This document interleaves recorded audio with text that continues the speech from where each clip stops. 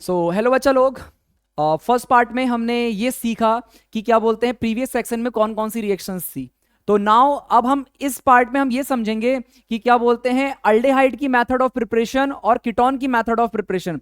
Be aware for that कि ये सिर्फ वीडियो उन स्टूडेंट्स के लिए है जिन्होंने ऑलरेडी ये चैप्टर पढ़ा हुआ है बहुत अच्छे तरीके से मैकेनिज्म के साथ, क्योंकि ये वीडियो कैसी है आपकी माइंड मैप में, यानी कि जो एंड मोमेंट में जिनको थोड़ा सा लगता है कि हाँ मुझे दोबारा से रिवीजन करनी है, तो यानी कि रिवीजन करने वाली वीडियो है।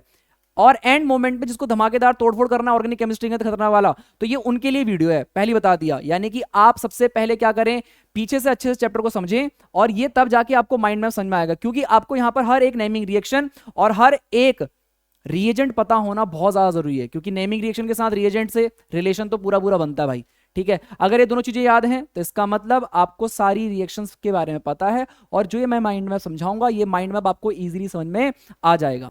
ठीक है, सो अगर मैं इस method of preparation of aldehyde की अगर बात करता हूं, तो इस method of preparation of aldehyde में आपका क्या है, पहली जो हमने इस चैप्टर में रिएक्शन पढ़ी थी वो आपकी कौन सी रिएक्शन थी, रोजनमुंड रिएक्शन थी। कौन सी रिएक्शन थी, रोजनमुंड रिएक्शन थी। करेक्ट है कि नहीं है, रोजनमुंड रिएक्शन थी, करेक्ट है।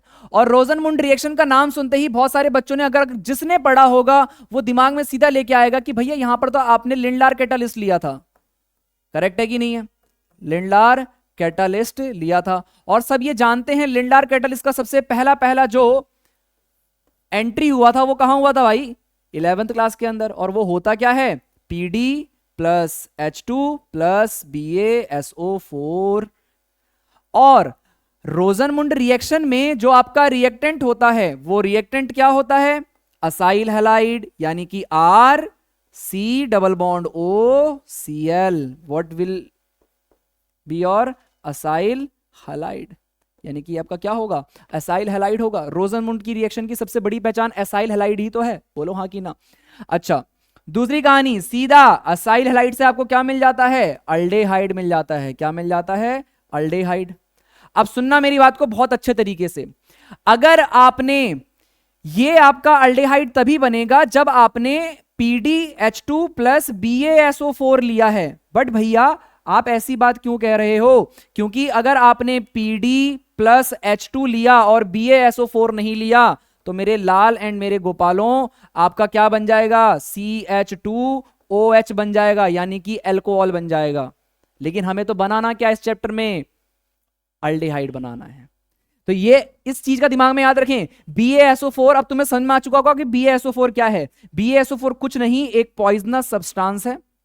क्या है आपका, ये पॉइजनस सब्सटेंस है। और ये पॉइजनस सब्सटेंस क्या करता है, पेपर में इसके बारे में पूछ लिया जाता है। ये आपका प्रिवेंट करता है, prevent the formation of, prevent the formation of what, alcohol, यानी कि ये एल्कोहल बनने से रोकता है। तो BaSO4 का यूज आपको समझ में आ गया।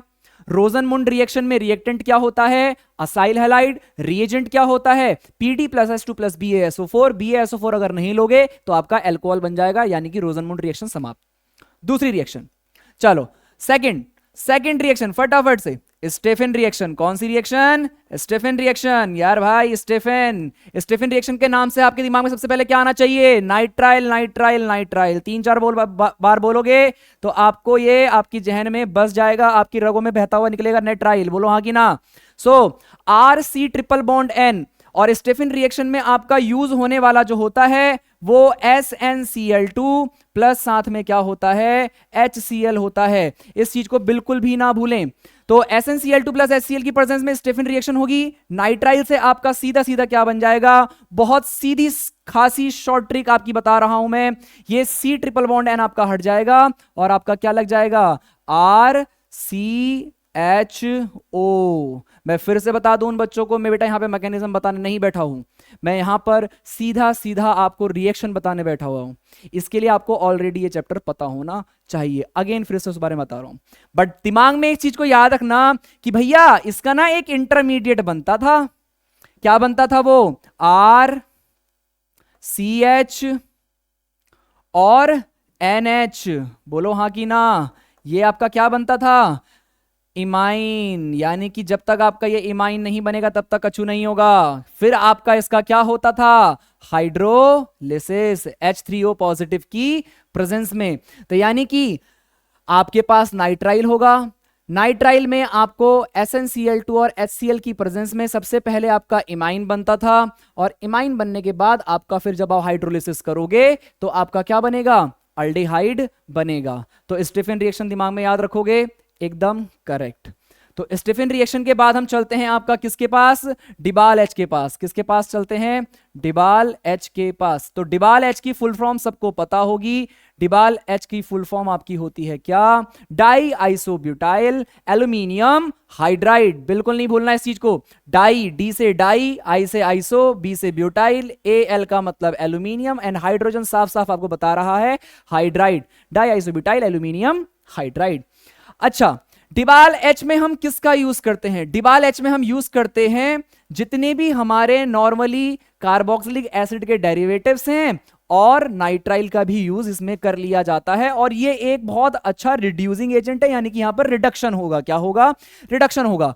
तो फटाफट से दिमाग में एक चीज याद रखें कि आप डिबाल एच में क्या क्या यूज कर सकते हो। डिबाल एच में आप यूज करोगे जैसे कि R C double bond O C L, या तो फिर आप डिबाल एच में क्या यूज करोगे, R C double bond O R ester, acyl halide ester, acid anhydride, R C double bond O C double bond O R, this is your acid anhydride. और DIBAL H में आप क्या use करोगे, R C double bond O NH2, amide भी आप use कर सकते हो, और यहां पर आप नाइट्राइल भी यूज कर सकते हो, R C triple bond N। भाई करना कुछ भी नहीं है, रिडक्शन करना है यार। रिडक्शन क्या करना है, ये कौन सी बड़ी बात है, देखो H H, एक H इसको, एक H इसको, बॉन्ड तोड़ोगे, एक H इसको और एक H इसको, बॉन्ड तोड़ोगे, एक H इसको, एक H इसको, बॉन्ड तोड़ोगे, एक H इसको, एक H इसको। बहुत सिंपल सिंपल है डिबाल एच यार, कुछ भी नहीं करना आपको, सीधा शॉर्ट ट्रिक। बस मैंने इसमें क्यों नहीं लिखा, क्योंकि इसमें पहले आपका क्या होगा, OH और OH जुड़ेगा, 3 बार OH 3 बार हाइड्रोजन, यानी कि 3 बार OH आप कार्बन को दोगे, 3 बार हाइड्रोजन आप इसको दोगे, तब जाके आपका क्या बनेगा, डिबाल एच से आपका अल्डिहाइड बन जाएगा। करेक्ट है कि नहीं है। यहां पर ये शॉर्ट ट्रिक आपको ये यूज करनी है अगर पेपर में डिबाल एच के थ्रू आपको असाइल हलाइड या तो फिर एस्टर या तो फिर ये आपका एसिड एनहाइड्राइड या तो फिर आपका अमाइड, तो सीधे सीधे आपका क्या बन जाएगा, अल्डिहाइड बन जाएगा। ठीक है, करेक्ट है।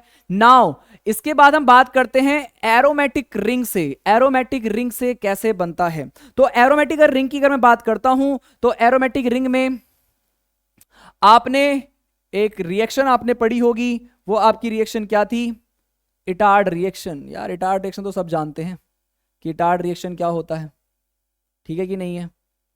तो ये आपका क्या हो गया, थर्ड रिएक्शन के बाद हम किसकी बात कर रहे हैं, थर्ड रिएक्शन के बाद हम बात कर रहे हैं किसकी, फोर्थ रिएक्शन की तरफ जा रहे हैं। और फोर्थ रिएक्शन हम समझेंगे इटार्ड रिएक्शन। क्या समझेंगे, इटार्ड रिएक्शन, इटार्ड रिएक्शन। चलो उससे पहले हम छोटी सी एक और समझ लें, गैटरमैन कोच भी डाल लेते हैं फटाफट। इटार्ड के साथ साथ हम गैटरमैन कोच भी कर लेंगे और साइड चेन क्लोरीनेशन भी कर लेंगे फटाफट, है कि नहीं है। देखो भाई ये खतरनाक जाला याद रखना है आपको भाई, भूलना नहीं है। पांचवी रिएक्शन आपकी कौन सी हो जाएगी, इटार्ड रिएक्शन के पहले। वैसे इटार्ड रिएक्शन से पहले बतानी चाहिए थी बट कोई दिक्कत नहीं है, गैटरमैन कोच। क्या डालोगे, गैटरमैन कोच।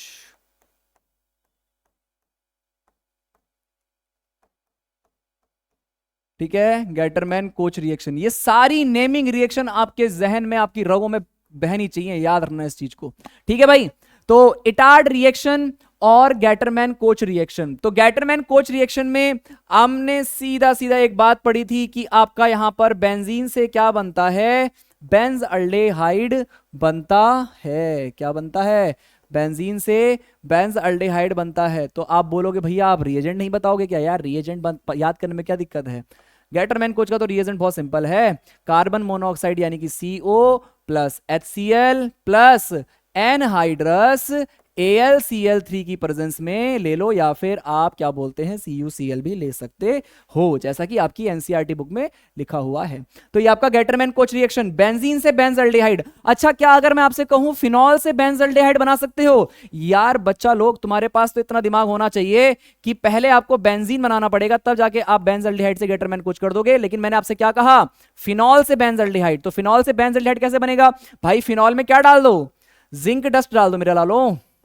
क्या डाल दो? जिंक डस्ट डाल दो। क्यों भैया ऐसा काम काहे कर दिया आपने? अरे भाई प्रीवियस चैप्टर में पढ़े नहीं पढ़े थे आप? क्या पढ़े थे प्रीवियस चैप्टर में? आपने ये पढ़ा था कि जिंक डस्ट को अगर फिनॉल में डालेंगे तो सीधा आपका क्या बन जाता है? बेंजीन बन जाता है, और बेंजीन से आपका क्या बन जाएगा? Benzaldehyde by Gattermann Koch reaction. बिल्कुल नहीं भूलना इस वाली बात को, ठीक है?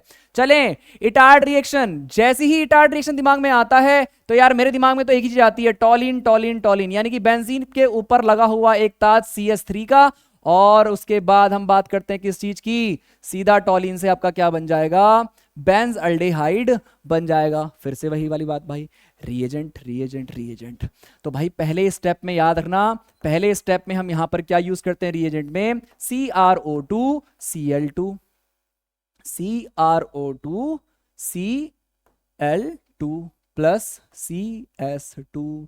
सेकेंडरी अटेम्प्ट में हम यहां पर इसका क्या करा देते हैं? हाइड्रोलिसिस करा देते हैं। बट मेरे बच्चा लोग, मैं तुम्हें एक बहुत अच्छी बात बताता हूं कि यहां पर जब आप ये यूज करोगे ना तो इंटरमीडिएट लगाना मत भूलना, क्योंकि इंटरमीडिएट बहुत जैसे मान के चलो आपसे क्वेश्चन ने पूछ लिया कि what do you mean by Etard reaction. Etard reaction से आप क्या समझते हो? तो भाई इटार्ड रिएक्शन से हम क्या समझते हैं, इसको समझाने के लिए आपको बीच का इंटरमीडिएट भी तो बनाना पड़ेगा, और इस इंटरमीडिएट को अच्छे से याद करके जाना पेपर में, एक्स्ट्रा प्लस पॉइंट आपके लिए हो जाएगा।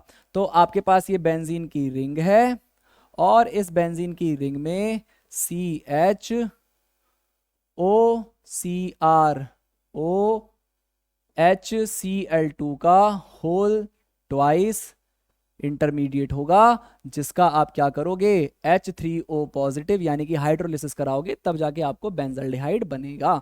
भाई अगर आपको ये याद नहीं हो रहा है तो आप इसको, सिंपल सी कहानी है, रट लेना अच्छे से। सिंपल सी कहानी है, CHOCrOHCl2 का होल ट्वाइस, ये इंटरमीडिएट आपका बनता है, उसका हाइड्रोलिसिस कराओगे तब जाके आपका क्या बनेगा? बेंजल्डिहाइड बनेगा। तो हमने फिफ्थ रिएक्शन पढ़ ली, फोर्थ रिएक्शन पढ़ ली, इटार्ड रिएक्शन, और उसके बाद हम किसकी बात करते हैं?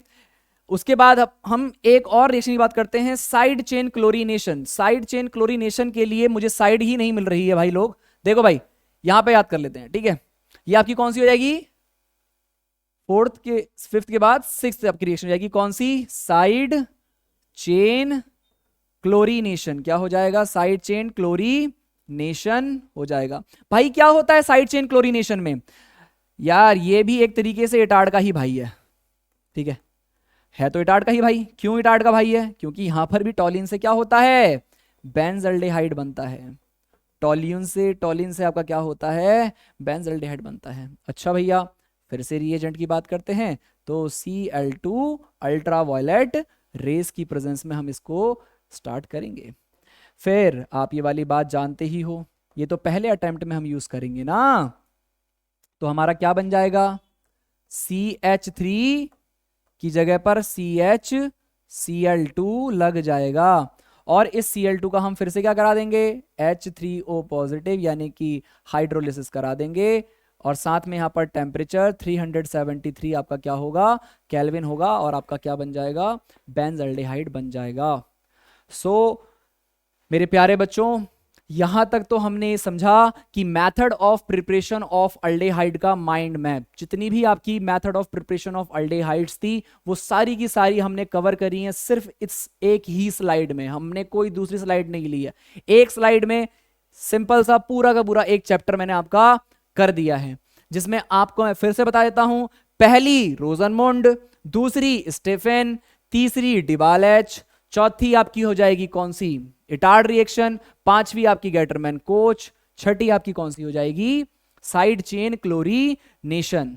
ठीक है, नेमिंग रिएक्शन के रिएजेंट्स को बिल्कुल भी ना भूलें, वो आपके लिए बहुत ज्यादा जरूरी है। करेक्ट है कि नहीं है?